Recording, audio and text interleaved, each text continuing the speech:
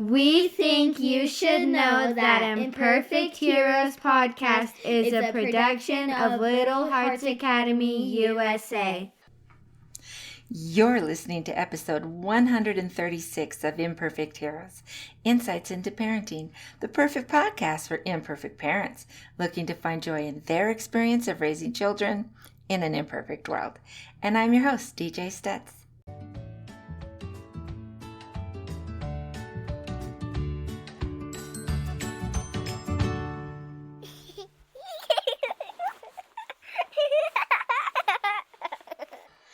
Hello, and welcome to another episode of Imperfect Heroes, Insights into Parenting, where we explore the extraordinary world of parenting.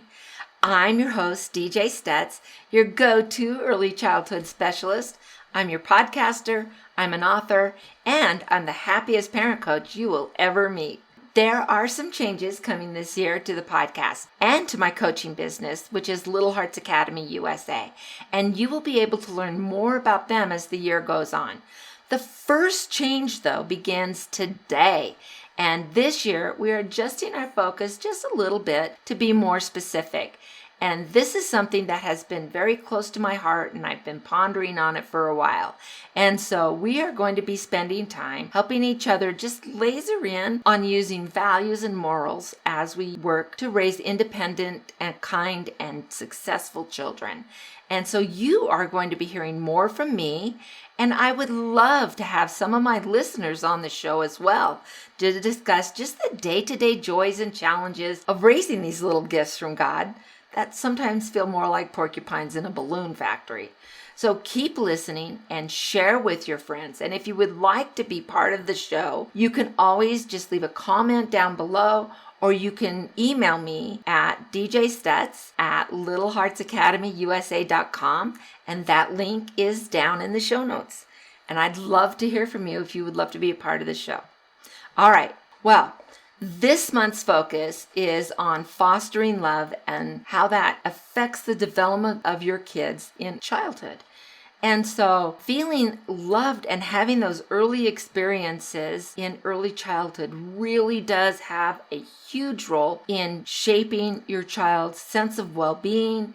It also has a role in their development, not only just their social emotional development.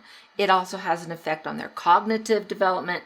It can have even an effect on their growth, their physical growth, and their motor skills, whether it's the big muscle motor skills down to the fine, small muscle motor skills. And there's also huge benefits for both the baby and the parents as we help them in feeling that love, making those connections, and those things that are going on with them in those early days.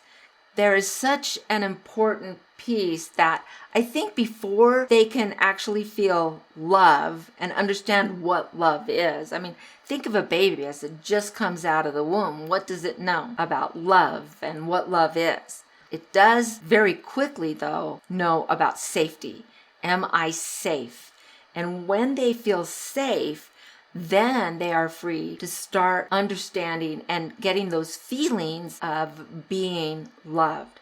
Because first they have to feel love before they can offer love to anyone else, including mom and dad, siblings, grandma, grandpa, aunties, cousins, and then it goes on and spreads from there. First thing that we can do to help our babies feel love is for them to feel safe. And so we want to be sure to create a spirit of that safety around our babies. And when does this start? Honestly, I think before they're born. I know. And there are some studies that are out there. It's harder to find those studies now since we've all gotten all woke. Anyway, don't get me started. But we do know that when babies are developing in the womb, and that womb happens to be in an environment that is high stress, that there's a lot of screaming and yelling going on, when mama doesn't feel safe, those stress hormones not only get into mama, but they get into the baby. And so that can affect low birth weight. That can also affect premature birth. And so there's a lot of things that go on. But let's really talk about what's going on in these early stages. from the moment that they're born, there's something called skin-to-skin contact. And this is so key and so beneficial to everyone involved.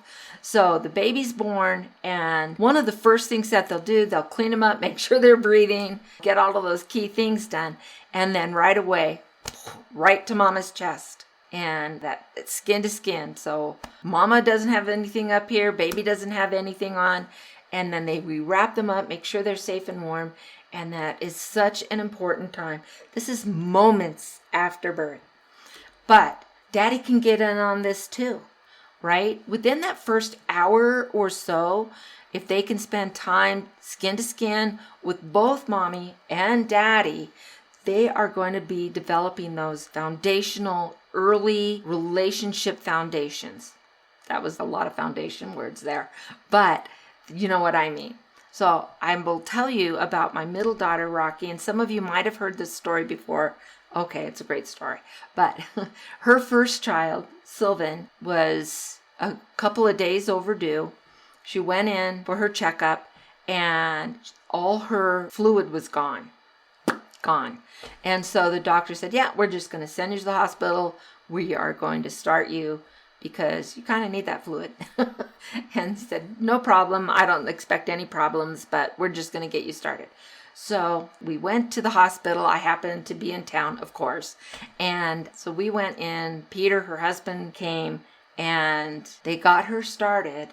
And she was having a lot of micro contractions, which she wasn't even feeling. And then she had one that she felt.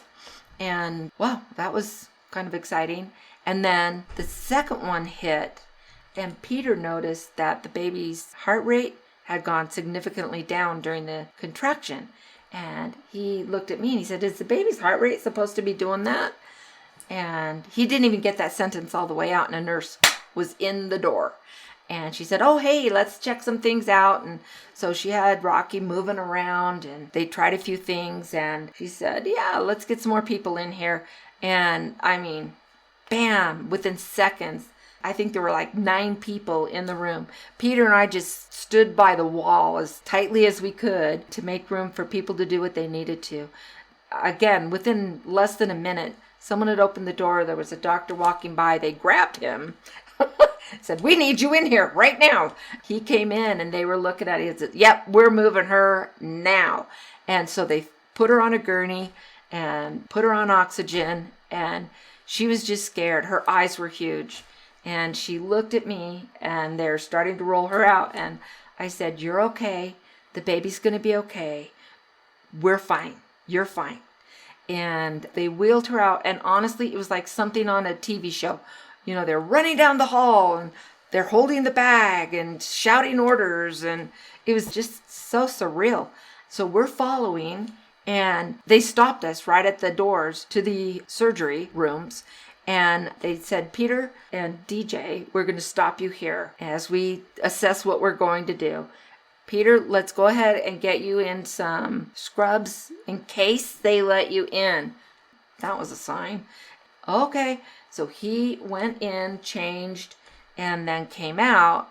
And the nurse came and said, do you have your cell phone on you? And he said, yes. Let me have it. I'll take pictures. You're not going in. Whoa. So we went into the recovery room, and we weren't there long. Nurses brought us each some water, and the nurse came in and said, okay, this is what's going to happen with the baby when the baby comes in, and da-da-da. And so Peter said, well, how long before he's born? And she said, oh, he's here. What?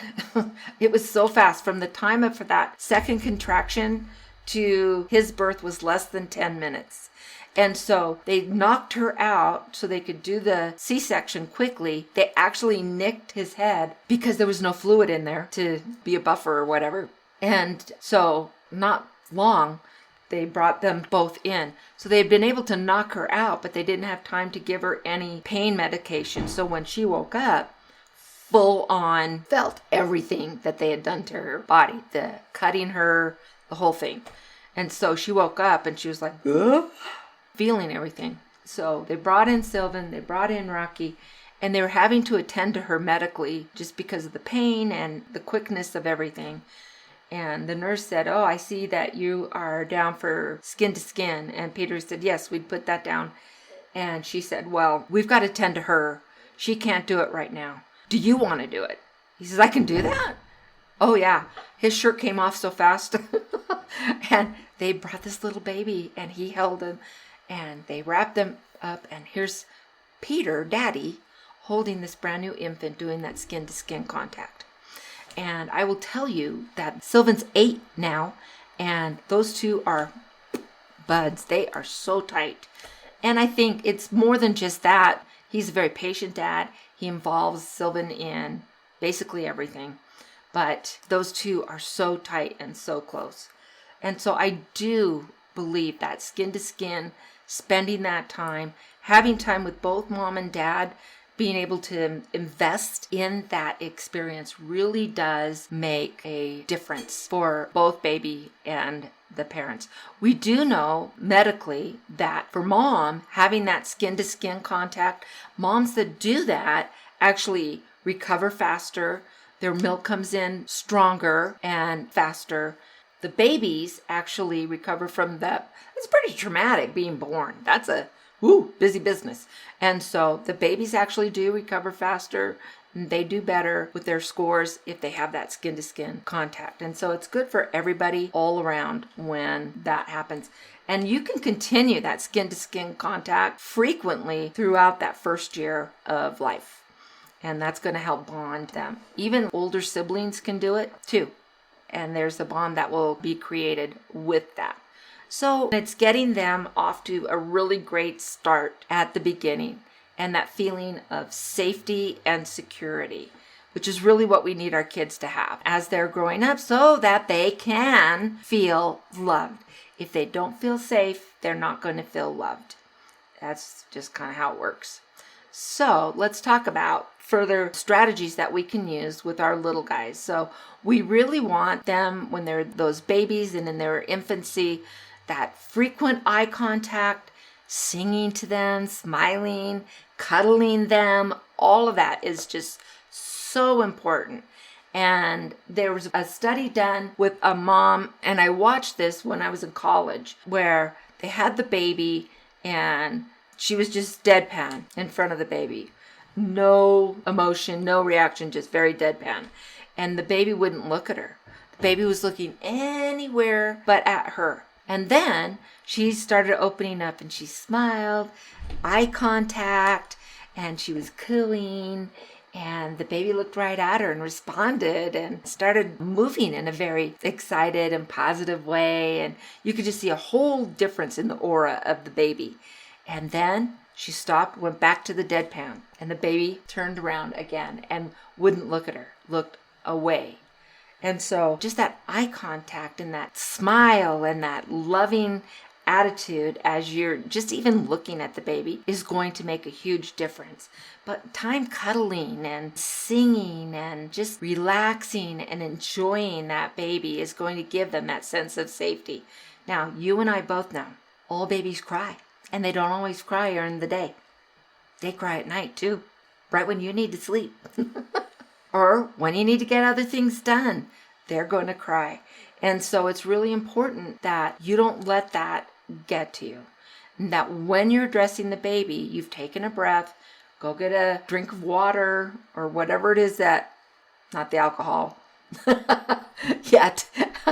You want to be sober when you're holding on to the baby, but whatever. And you want to be able to hold on to that baby in a loving, kind attitude that exudes, "You are safe with me, even though I desperately need to sleep." You are safe with me, and I love you with all my heart. And that's when the baby is going to feel safe. When you are exhausted and you start screaming at the baby, you're hurting both of you. And so you want to make sure that you are able to do that. Now, if you can tag team the other parent, do it. Yeah, tag team. That's great. And let each other have some time. If you have a sibling or a parent that can come in, or a best friend, whatever, that can come in and help you so that you're getting some time to sleep, great. If you can get 6 straight hours of sleep 3 or 4 times a week, you'll be okay. And there's so many reasons. The only thing a baby has to communicate with you is their cry. That's really it. And so they're uncomfortable, they're hungry, they're wet, they're not feeling well, they're bored, they're lonely, they haven't been held in a while, and they need to be held. There's just so many reasons that a baby will cry, and they don't have the words to express what it is they want, and so they will cry. Sometimes they just need to cry. It's a way of strengthening their lungs. It's a way of developing their lungs and clearing them out. And so maybe it's just a physical need that they have, that they need to cry. If they just need to cry and you've done everything that you can think of and they're still crying, you just need to hold them and let them cry and rock them and just let them cry. And I have had nights where I just cried with them. We just sat and cried together. And that's okay. But maybe taking them outside and letting them have some fresh air. I've had that help. Or anything that you can do to help with the baby. And again, having some friends or family that can kick in and help for a little while is going to be huge as well. Okay? So let's think about that and making sure that they feel safe all the time. They don't feel threatened by you. Don't let them feel threatened by you. That just scares me. And then they start getting mobile. They turn into toddlers. And you think, who is this monster? Right? They're getting into things. They are having tantrums. You hear, I do it! I want it! Right? Me do it!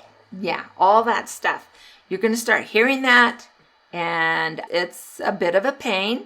But, okay.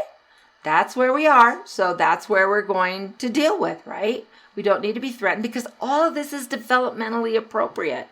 So are we going to get mad at our kids for developing appropriately? Doesn't mean that we have to put up with it, but we're just going to help them through it, right? We're going to teach them, work through it, and then they'll get there. Now, even little babies, right? When they're little teeny guys, they're not even mobile, but if you're holding them, I wear glasses. What's one of the things they're going to go for? Right, for the glasses. No. And you're going to pull their hand away, right? Not for you. And then you're going to engage them and play with them something. And they might fixate. Here's the studies. If they keep going for your glasses and you keep, no, let's play. And you're going to have to pull their hand down. No glasses. And then you redirect attention or give them another toy or whatever. It's going to take minimum 100 repetitions of saying no for them to get it. That's minimum. It could take up to 400. So that's all normal. Now, if you decide I'm just going to spank their hand. No, right? Guess how many tries it's going to be with I'm going to spank your hand. A minimum of 100 tries.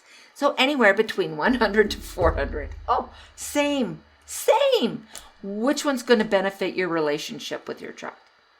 Yeah. So think about that, right? Same thing for toddlers. They're going to go for something they shouldn't. The light socket. With every kid being different. With my youngest son, Christian, we had the plugs, right? The outlet covers. He knew that did not look right. He was determined he was going to get those out there. They didn't belong in there. And so he was actually worse with the plug outlet covers than if I just left him alone. Because he didn't think they belonged there. He was right. So you got to know your kid, but you have to take them away. Say, nope, not there. My oldest, Candace, would get it right away, actually. If she went to a stereo at my mom's house, she'd go for the stereo. Nope, Candy, you can't have that. No touch, sweetie. And we'd take her and show her something else. Most of the time, she wouldn't go back. I'd tell her once, and that was it. But she was the only one I had that way. So every kid is different, but most kids, on average, it's like 100 repetitions. That's normal. So don't get mad at them over it. Just know, 100 repetitions. or more. And that's normal. So we're just going to talk to them, tell them. If it's something that's safety or you're concerned about it, maybe you put it up where they can't reach it, out of sight, out of mind, and go from there. If you walk into the kitchen and your 1.5, 2-year-old has just taken the box of Cheerios and poured them over their head, and it's all over the kitchen floor, and they are in seventh heaven, and they're crunching them and munching them and playing with them and throwing them around or whatever, well, you can lose your mind and get upset about it. What does that do to safety? Or you can say, wow, you found the Cheerios, didn't you? Yeah, we don't play with our food though, buddy. Yeah. Or you can say, wow, you found the Cheerios. What are you doing with those? Let me see. And maybe they're stepping, crunching them. They're playing, moving them. You can join in the fun. Have them help you clean it up. Yes, a 1.5-year-old can help you. They can hold the dustpan as you scoop them up, put them in the trash. And then you can learn, oh, that wasn't a good place to keep them. I better find another place. Yeah. And now what's that done to your relationship? And they're going to learn. They're going to learn. So think about positive ways that you can teach a lesson, enforce a boundary. Just because you're being nice doesn't mean the boundary's gone. It's like, quit hitting your sister. Okay. I guess only you hit. That feels safe. Quit screaming! I'm tired of all the yelling! Makes so much sense, doesn't it? And yet we all do it. I did it. Guilty.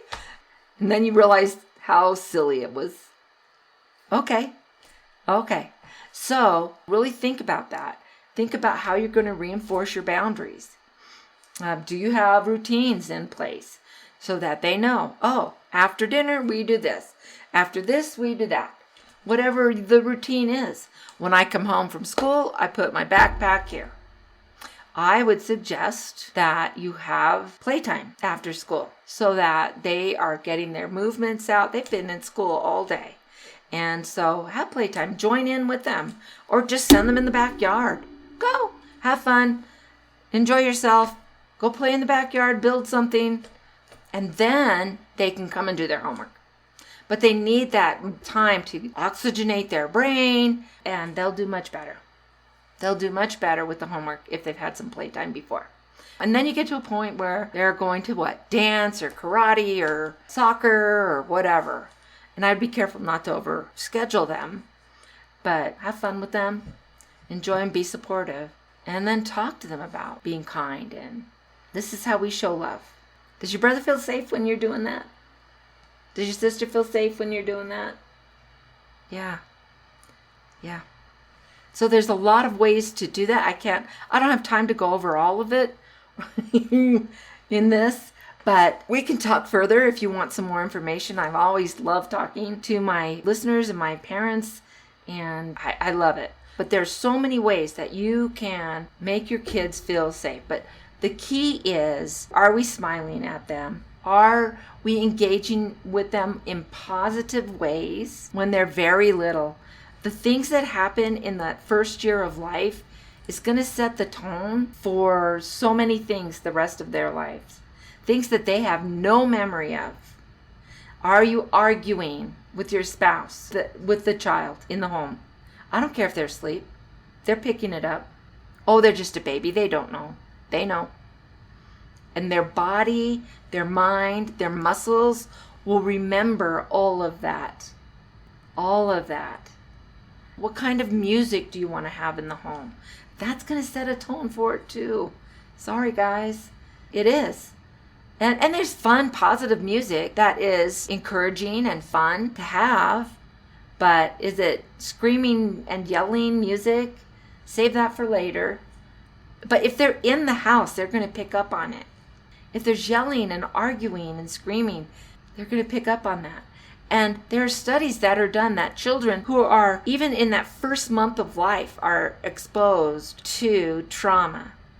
And whether that is trauma on them, insecurity and stability in where they are living, stability on whether they are being hit or others around them are being hit. If they are exposed to that, even just in the first month of life, there are consequences throughout the rest of their lives that they will have to deal with. And some will deal with it better than others because everyone has a different personality. But they will be dealing with, things will trigger them clear well into their adulthood from something that happened their first month of life. Be protective of that. Be so protective of that time. That first year is key. All their childhood is important. That first year, though, is especially key. And so we want them to feel safe and valued and a lot of cuddle time. And I can remember my mom saying, "You're spoiling that child. That child's 3 months old. How am I spoiling that child?" Just that first year of life is, you don't spoil them. You love them. You love them. And then as they start growing and are expanding into that curiosity piece, and they're investigating and they're learning, well, curiosity is part of what they're supposed to do. And so we want to set things up. Now, do we want to make sure that they know the rules and the boundaries? Are there boundaries about being in the backyard? Are there boundaries about in the kitchen or where we go? Yeah, there are. And so remember that 100 rule.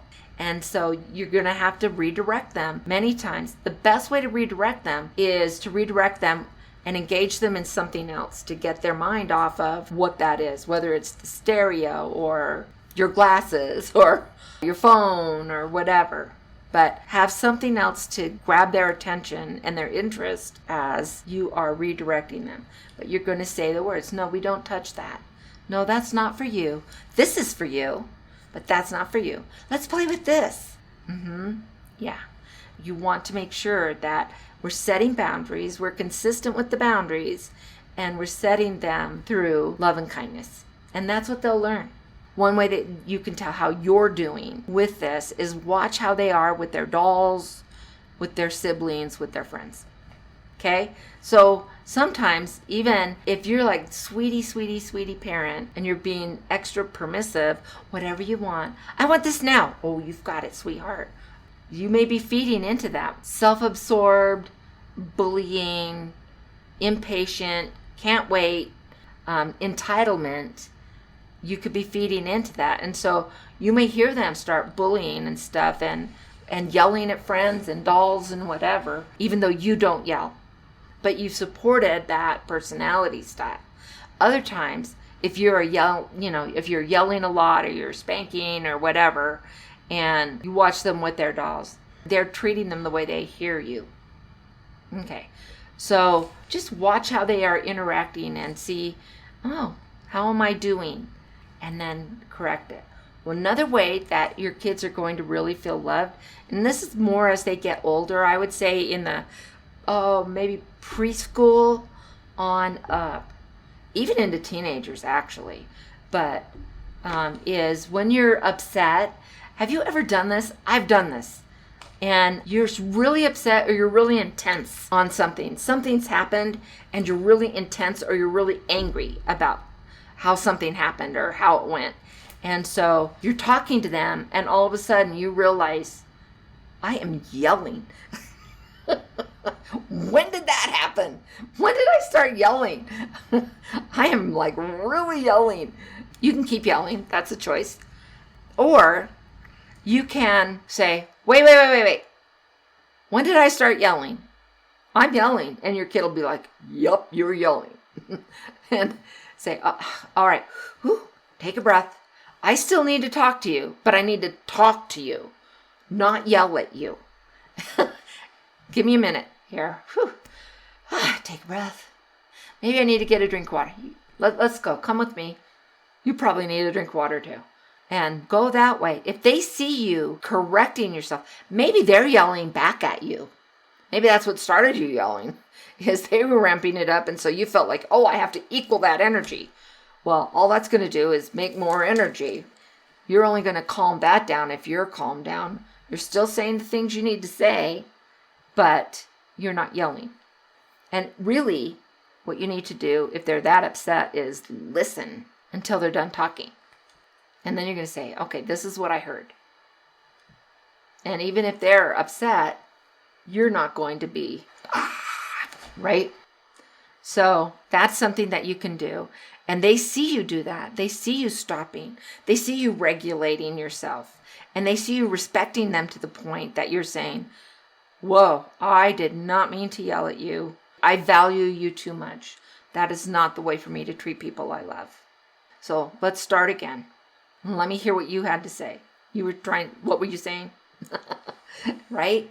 And then they're going to start understanding how to correct themselves when they are in the wrong. But they're going to say, wow, mom really cared enough, or dad really cared enough that they stopped.